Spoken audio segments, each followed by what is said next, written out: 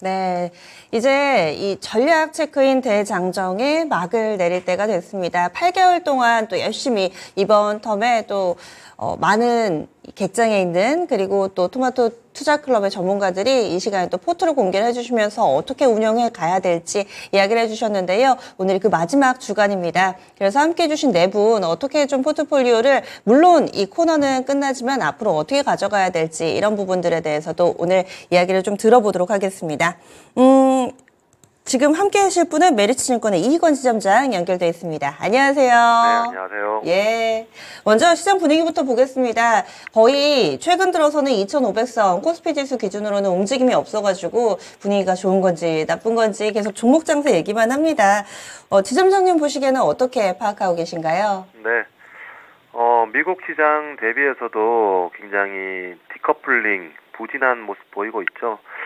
다른 곳에서 이유를 찾을 필요 없이 가장 근본적인 원인은 대주주 양도세 이슈가 가장 크다고 보여지는데요. 실제로 현장에서도 20억, 30억, 50억 단위의 계좌들을 어떻게 해야 될지 지금 굉장히 의사 결정을 미루고 있는 상황입니다. 저 또한 마찬가지인 상황이고요. 그래서 이 양도세 이슈가 결정되는 순간이 저는 이제 액션이 본격적으로 나올 시간이다라고 보여지고 있는데, 이게 최근에 뉴스 플로우를 보시면 30억 이상으로 확정이 된다라고 밝히고 있습니다. 만약 30억 확정된다면 저는 시장이 강한 랠리, 산타 랠리를 보여줄 수 있을 것이라고 보여지고 있고요. 이게 여야 합의가 필요 없는 시행령 상황이긴 하지만 그래도 정치적인 부분이 하나를 주고 하나를 받아야 되는 상황이기 때문에 만약 합의까지 가야 된다라면 12월 20일 그리고 28일에 있을 본회의가 기점으로 생각이 됩니다. 때문에 이게 시행령으로 나올지 합의가 될지 여부에 따라서 시간이 필요할 거라 생각되는데 그 전까지는 급격하게 무리해서 사고 또는 무리해서 팔 필요는 없어 보입니다.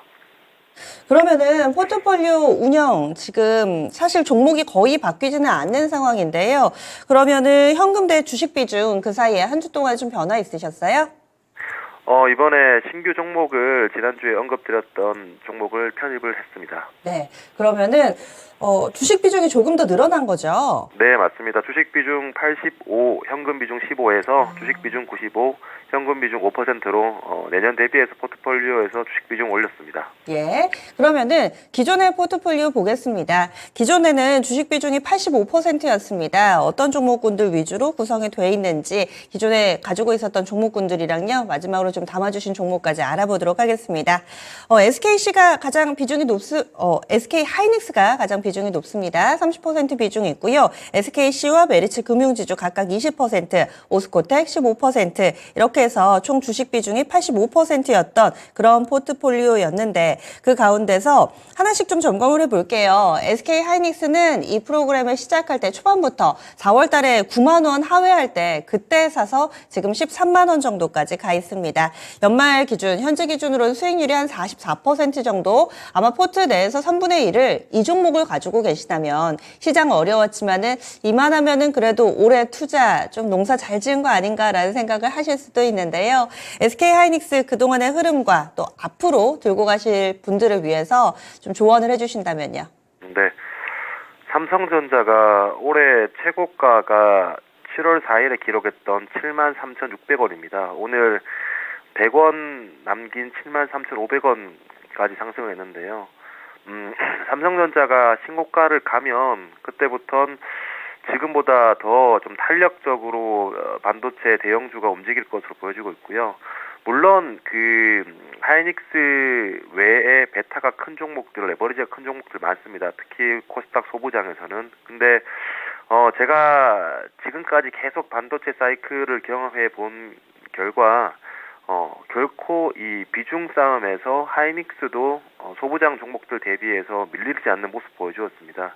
그리고 디램 반등이 했을 때 가장 레버리지 효과가 있고 여기에 추가적으로 하이닉스가 삼성전자의 그 MS를 분기별로 넘어서는 모습을 처음 보여주었거든요. 그러니까 아마 삼성전자 입장에서도 굉장히 놀라운 모습이었을 텐데 이는 단연 HBM의 효과라고 보여지고 있고 이번에 AMD의 뭐 AMD나 인텔의 동향을 보더라도 삼성전자가 아직 하이닉스의 HBM을 따라오려면 적어도 한 개 분기 내지 두 개 분기는 더 필요하지 않나라고 생각되기 때문에 지금 충분히 이 하이닉스는 밸류에이션 상으로도 HBM에 대한 고밸류에이션을 받을 수 있는 상황이고 여기에 이익까지 레거시 제품의 반등으로 이익까지 돌아선다라면 탄력적으로 움직일 수 있을 거라 보여지는데 이 구간이 저는 연말 양도세 이슈가 마무리되는 구간이 되지 않을까라고 기대하고 있습니다.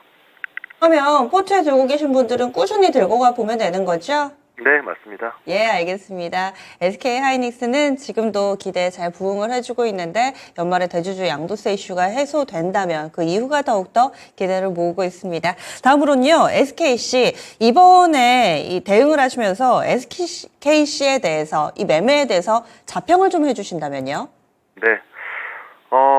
분명 68,000원대, 70,000원대까지 하락했을 때, 추가 매수했다라면 굉장히 좋은 선택이었는데요. 하지만 지금 의 가격도 처음에 저희가 매수했을 때에 비해서 시장 대비해서는 나쁘지 않은 가격대라고 생각을 합니다. 그리고, 항상 SKC는, 변화를 거듭해온 기업이기 때문에, 과거 그 화학업체에서 반도체 업체로, 반도체 업체에서 2차 전지 업체로, 그리고 2차 전지에서, 내년에는 그 AI 종목으로 또는 이 후공정 종목으로 변모되지 않을까 생각하고 있고, 이게 단순히, 뉴스 플레이 투자를 하겠다, 이런 플레이가 아니라, 실제로 굉장히 대규모의 자금이 흘러가고 있고, 그리고 SK그룹 차원에서도 후공정에 대해서 일괄 생산 체계를 갖추려고 하는 부분이 있기 때문에 기술적인 면이나 또는 그 오너의 의지적인 면이나 내년은 기대해 볼 때가 됐다라고 생각하고 있습니다. 사실 이 투명 글라스 기판에 대한 기대를 안고 이 종목을 꾸준히 보유를 해주셨는데 사실 올해 하반기에는 이와 관련해서 크게 보도가 되지는 않았습니다. 앞으로도 계속 잠재적인 성장 요인으로 이 부분도 봐주시고 또 회사 전체에 대해서도 투자 의견 그대로 가져갑니다. 메리츠 금융지주도 한켠에서 묵묵하게 수익을 잘 챙겨내주는 그런 역할을 해서 포트에 이런 종목 하나 있으면 좀 든든할 것 같다라는 생각이 들었습니다. 메리츠 금융지주도 크게 수익을 냈는데요. 이 종목은요? 요즘에 시장에 대해서 혼자 고민을 많이 하는데요. 그 중에 하나가, 왜 이렇게 우리 시장은, 테마주들, 몇몇 실체 없는 테마주들이 활기를 칠까? 그리고 이 테마주 또한 연속성이 없을까에 대해서 굉장히 고민을 많이 하고 있습니다. 그 연속성이 있냐 없냐에 따라서, 대응의 난이도가 달라지는데, 저는 이 연속성이 없는 이유에 대해서 그만큼 과거에 비해서 숫자적으로 성장하는 섹터가 없다라는 게 그 이유라고 생각되거든요. 내년에도 물론 금리 인하 때문에 성장주들에 대한 밸류에이션은 늘어나겠지만 실제로 이 성장을 하는 버는 돈이 가속도로 붙으면서 늘어나는 그런 섹터는 과거에 비해서 쉽게 보이지 않을 거라 생각되거든요. 그러면 성장주가 희귀해진다라는 건 성장주에 대해서 베팅을 많이 해준다는 거고요. 반대로 그럼 성장이 없는 시기에서는 미국처럼 주주 환원 정책에 대해서 이제 가셔야 될 수밖에 없습니다. 아무래도 돈을 벌었기 때문에 이제 성장 뒤에는 배분이죠. 그래서 내년에도 성장이 없다라면 성장 이후에 배분에 대한 저는 섹터가 내년에는 좀 화두가 될 수 있을 것이라 보여지고 있고요. 실제로 미국 같은 경우에는 애플이나 버커셔 해서웨이 같은 경우에 계속해서 그 자사주 매입 주주 환원 정책을 펼치고 있죠. 그래서 지금은 개별 종목들별로 그 모멘텀을 받고 있는데 내년에는 이 주주 환원 정책에 대한 섹터가 나타날 것으로 보여지고 있고 그 섹터가 나타나면 메리츠 금융지주는 대장 종목이 되고 그리고 쇼티지가 더 가속화될 것으로 보고 있습니다. 최근에 화재 대표이사뿐만 아니라 이 주요 주주들이 주식을 오히려 사고 있기 때문에 지금 가격대도 저는 배당 수익률 면이나 내년에 이 주식 수요 쇼티지 현상을 충분히 누리기에 싼 구간이다고 생각하고 있습니다. 메리츠 금융지주였습니다. 그리고 하나의 아픈 손가락이 있다면 오스코텍입니다. 사실 이 종목에도 8월에 팔았으면 어땠을까 이렇게 약간은 좀 아쉬움이 남습니다. 하지만 일찍 접근해서 크게 손해를 보지는 않았고 한 차례 중간에 또 비중 축소가 있었던 종목입니다. 오스코텍 어떠세요? 네. 오르기 전에 잘 샀는데 오르고 나서 잘 못 팔았죠. 사실 팔 생각도 없었습니다. 왜냐하면 회사가 바뀐 것도 없었고 펀더멘탈적으로 오히려 좋아졌는데 팔 필요는 없죠. 지금도 임상이 성공한 거고, 그리고 얀센에서 렉나자의 FDA 심사가 진행 중입니다. 그렇기 때문에 그 심사가 저는 통과 안 될 확률은 1%도 안 된다고 보고 있고요. 이미 존슨앤존슨 정말 글로벌 대기업에서 피크 세일즈 5조 원을 제시했기 때문에 50억 빌리언 달러니까 대략 6.5조 원 정도 되겠죠. 6.5조 원을 제시했기 때문에 우리나라에서 숫자로 보여주는 저는 바이오 기업이 이제 나타나고 있다고 보여주고 있고, 실제로 유한양행 같은 경우에는 내년에 영업이익률 성장률이 올해 대비해서 60% 성장입니다. 지금 코스피의 EPS 그로스가 내년에 10%도 채 안 되고 있는데 바이오 종목이 60%를 성장한다는 건 이제 드디어 숫자로 보여주는 바이오텍들이 우리나라에 나타난다라고 보고 있습니다. 알겠습니다. 이렇게 해서 보유 종목에 대한 의견 들어봤고요. 그리고 마지막으로 이 종목 좀 들고 가봐도 좋겠다 하는 마음으로 또 신규 매수를 하나 해주셨는데 어떤 종목인가요? 네, 테슬라고요. 올해 미국 주식들 중에서 가장 핫했던 종목은 단연 엔비디아죠.